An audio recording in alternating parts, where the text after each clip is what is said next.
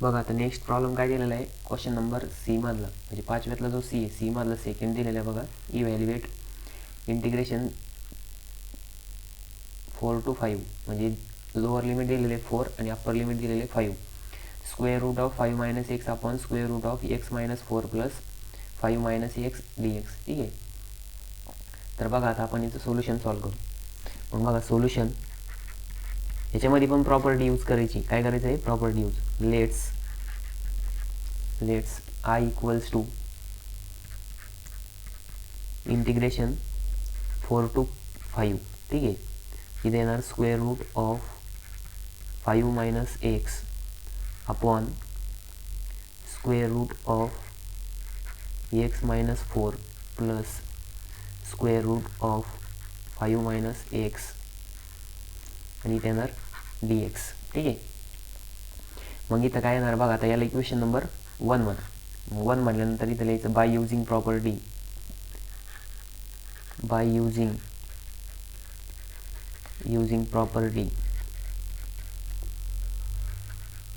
Property कोणती property use करायची, integration a to b f of x d x. असं जर असेल तर आपण काय करू शकतो, integration a to b f of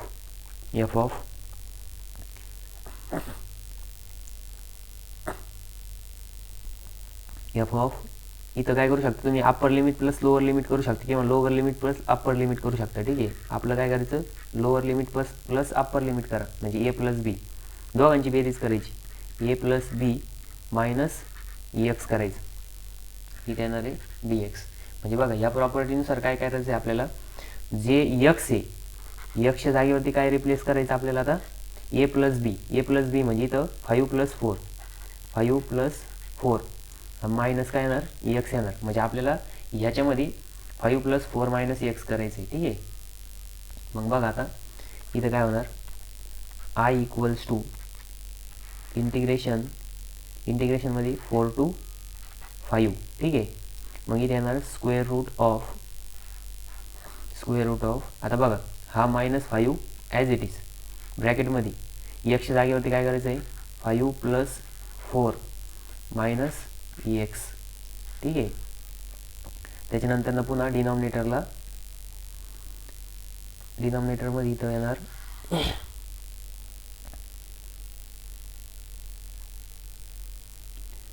पुन्हा स्क्वेअर रूट ऑफ आता एक्सच्या जागेवरती काय पुट करायचं आहे, 5 plus 4 minus x plus minus बघा इथं हा -4 ॲज इट इज प्लस पुन्हा दुसऱ्या ब्रॅकेट स्क्वेअर रूट ऑफ इथं काय येणार, हा plus 5 as it is minus ब्रॅकेटमध्ये काय येणार 5 प्लस 4 मायनस एक्स आणि वरती येणार आहे डी एक्स. ठीक आहे. मग बघा इथं आता पुढच्या पेजवरती I equals to integration 4 to 5. एक मिनिट आपण ते पाठीमागचं कॉपी करून घेऊ, कारण की इथं तुम्हाला अंडरस्टँड झालं पाहिजे. ठीक आहे. याला आपण कॉपी करून पुढच्या पेजवरती घेऊन जाऊ. कंट्रोल सी आणि नेक्स्ट पेजवरती कंट्रोल व्ही. ठीक आहे. ही लास्ट स्टेप आली ती आपली.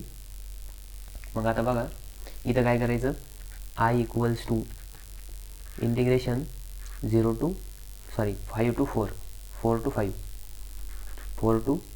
5. आता बघा इथं स्क्वेअर रूट ऑफ हा -5 आणि बघा इथं काय होणार 5 मायनस, आता बघा हा जो मायनस आहे मध्ये मल्टिप्लाय होणार, म्हणजे हा 5 मायनस येणार, परत हा मायनस प्लस -4 आणि हा मायनस प्लस एक्स होणार अपॉन परत इथं स्क्वेअर रूट ऑफ बघा इथं हा 5 ॲज इट इज राहणार, हा +4 पण ॲज इट इज राहणार, -x -4. ठीक आहे. परत इथं प्लस इथं काय येणार 5 मायनस -5 -4 बघा हा हे दोघं प्लस होते, हे मायनस झाले, मायनस काय होणार प्लस होणार आणि हा D x as it is. मग बघा आता इथं आय इक्वल्स टू काय येणार इंटिग्रेशन 4 to 5. आता बघा इथं लक्ष द्या 5 - 5 - 4 बघा हा +5 - 5 काय होणार कॅन्सल होणार आणि इथं काय राहिलं फक्त -4 -4 + x. मग आपण इथं काय करू x ॲज लिहू आणि -4 नंतर न लिहू. ठीक आहे अपॉन बघा अपॉन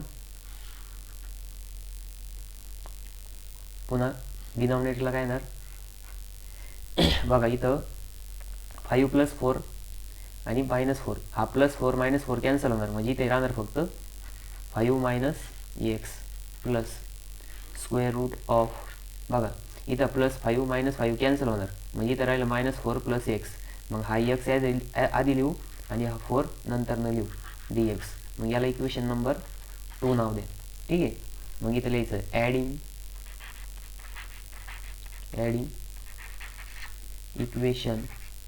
इक्वेशन 1 and 2. ठीक आहे मग इक्वेशन 1 काय होतं आपलं √5 बघा. मग आता हे जे इक्वेशन 1 होतं याला आपण इथून कॉपी करून घेऊ. ठीक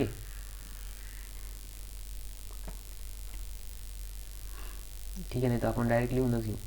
मग इथे येणार या राईट हँड साईडला काय येणार i + i कारण की हे पण i आणि हे पण i. i + i is equals to integration 0 to 4 to 5 आहे. ठीक आहे 4 to 5. मग इथं काय होतं square root of 5 - x upon square root of 5 - x plus square root of x - 4 होतं. ठीक आहे इक्वेशन 1मध्ये 5 - x आणि बघा थोडंसं चेंज झालं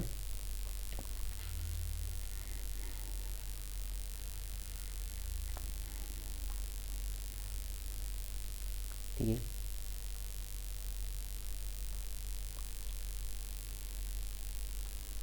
बघा इथं काय येणार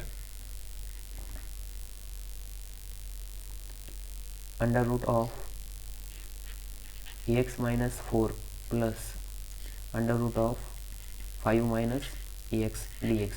हे काय होतं इक्वेशन 1 होतं. ठीक आहे आणि इक्वेशन 2 काय आलं होतं इंटिग्रेशन 4 to 5 बघा इथं लिहिलं आहे square root of x - 4 upon square root of 5 - x plus square root of x - 4 dx. आता या दोघांची बेरीज करायची. बघा इथं पण √of x - 4 आहे इथं पण √of x - 4 आहे इथं पण √of 5 - x आहे इथं पण √of 5 - x आहे. दोघांची पण लिमिट सेम आहे. मग आपण इंटिग्रेशनमध्ये याची ॲडिशन करू शकतो. ठीक आहे मग ॲडिशन करताना बघा पुढच्या पेजवरती i + i काय होणार 2i is equals to limit 4 to 5. मग बघा इथं जर तुम्ही ऑब्झर्व केलं तर √of 5 - x आणि √of 4 - x आणि दोघांचा डिनॉमिनेटर सेम आहे म्हणजे न्यूमरेटरला पण ॲडिशन होणार. ठीक आहे मग इथं काय येणार square root of 5 - x plus square root of x - 4 बघा x - 4 5 - x आणि दोघांचा डिनॉमिनेटर सेम आहे. मग दोघांचा डिनॉमिनेटर सेम एकदाच लिहायचा. मग इथं काय स्क्वेअर रूट ऑफ x - 4 आणि स्क्वेअर रूट ऑफ 5 - x. मग आता बघा आपण इथं न्यूमरेटरनुसार लिहू. मग इथं काय येणार square root of 5 - x plus square root of x - 4 आणि dx. मग डिनॉमिनेटर न्यूमरेटर काय आलं कॅन्सल झालं. ठीक आहे दोन्ही सेम आले. मग इथं काय आलं इकडच्या साईडला 2i is equals to limit 4 to 5 आणि इथं काय राहिलं फक्त 1 dx. मग इथे येणार 2i is equals to integration 1 dx integration येतं x आणि इथे येणार 4 लिमिट 4 to 5. मग इथे येणार 2i is equals two bracket of 5 - 4 5 - 4 किती येतं 1 येतं म्हणजे 2i इक्वल्स टू 1 आलं. मग i इक्वल्स टू काय येणार 1/2. ठीक आहे म्हणजे त्याचं फायनल आन्सर आला बघा i equals to 1/2.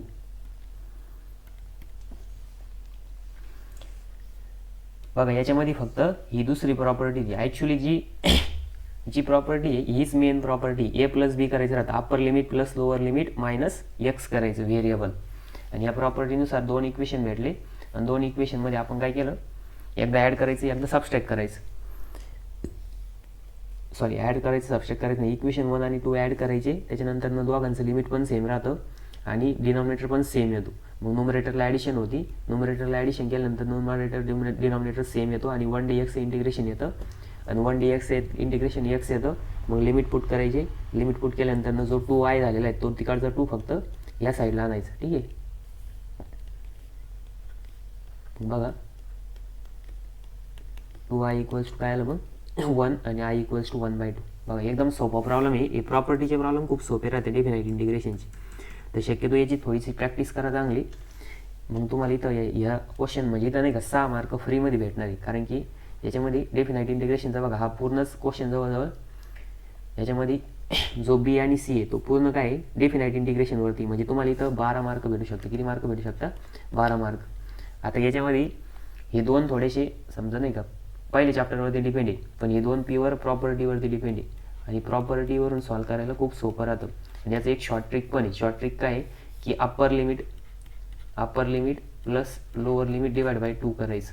Upper limit plus lower limit divide by 2 केलं तरी तुम्हाला डायरेक्ट आन्सर येऊन जातं, बट ॲक्च्युली तुम्ही जर डायरेक्ट लिहिलं तर तुम्हाला मार्क भेटत नाही. त्यासाठी तुम्हाला पूर्ण प्रोसेस फॉलो करायची. ठीक आहे, आणि ही प्रॉपर्टीवरची प्रॉब्लेम खूप इझी असते, ही चुकू द्यायची नाही.